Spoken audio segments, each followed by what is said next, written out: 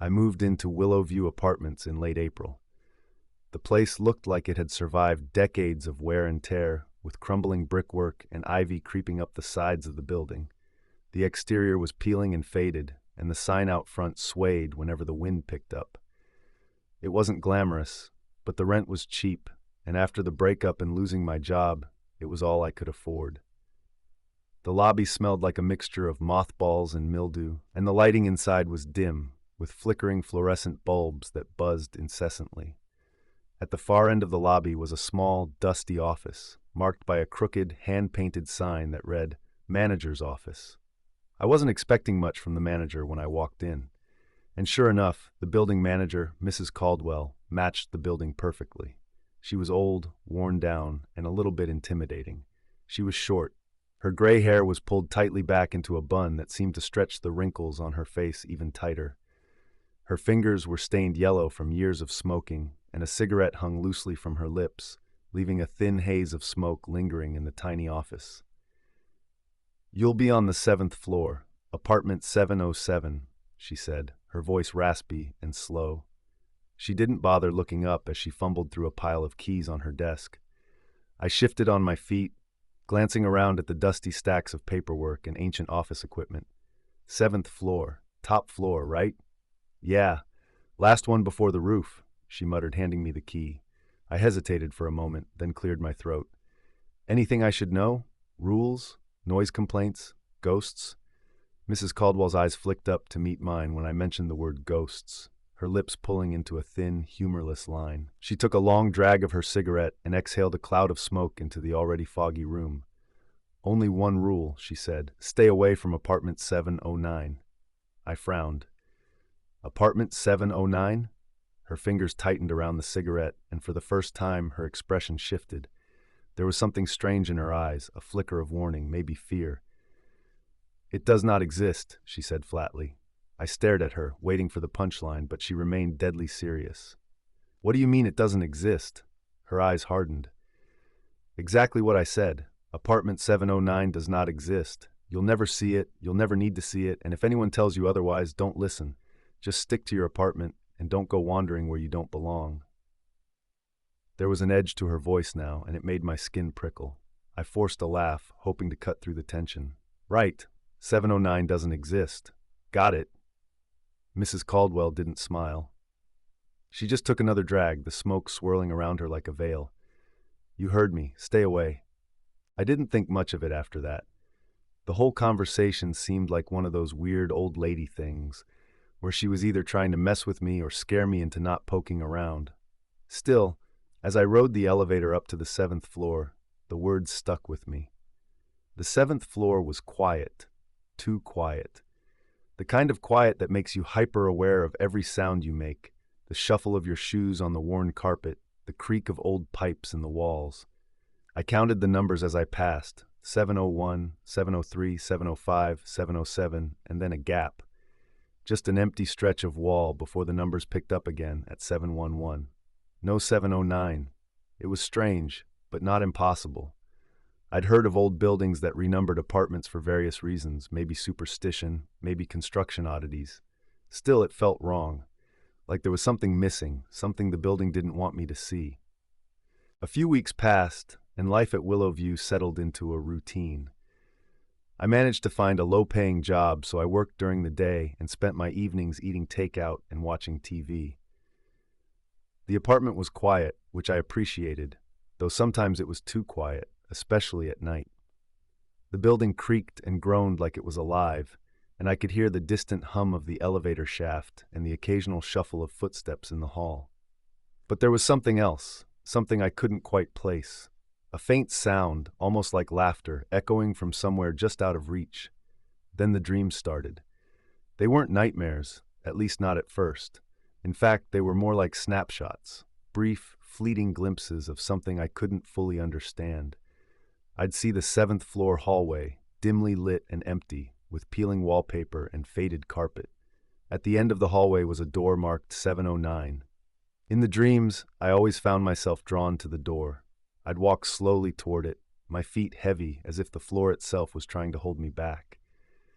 When I reached the door, I'd hear faint laughter. a child's laughter coming from the other side.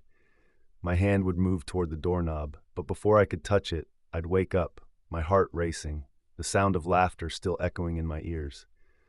At first, I brushed it off. It was just a dream.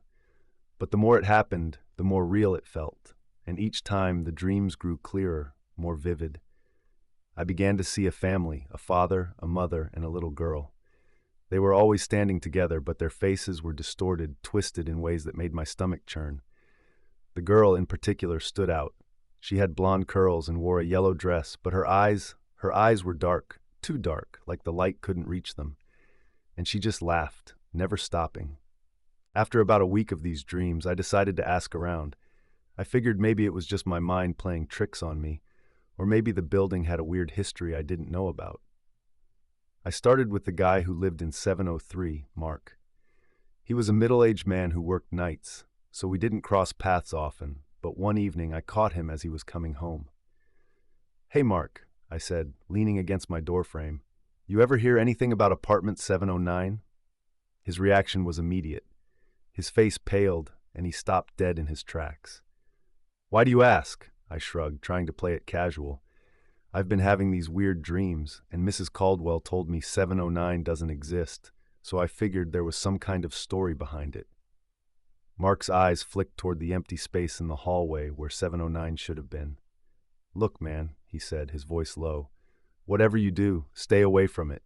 That apartment's been sealed off for years. No one talks about it, and no one goes near it." "What happened there?" He glanced around nervously, then leaned in closer. "Back in the late 70s, there was a family living there, the Harpers. They had a little girl, Emily, about 6 years old. People say strange things started happening. Neighbors heard noises, crying, banging, even screams. Then one night, the family just vanished. No one saw them leave, no one heard anything. They were just gone." I felt a chill crawl down my spine. "Gone? Like without a trace?" Mark nodded. "Police searched the place, found it in complete disarray. Scratches on the walls, furniture overturned, but no sign of the Harpers. After that, management boarded it up and told everyone it didn't exist." I swallowed hard, my throat suddenly dry. "And now?" "Now it's best you forget about it," Mark said, his tone serious. "People still hear things sometimes, laughter, crying, but no one goes looking for it. Mrs. Caldwell's right. Stay away from 709. After that, the dreams were relentless, and the more I dreamed, the more obsessed I became. I started digging, looking up old articles and police reports. Everything Mark had told me was true.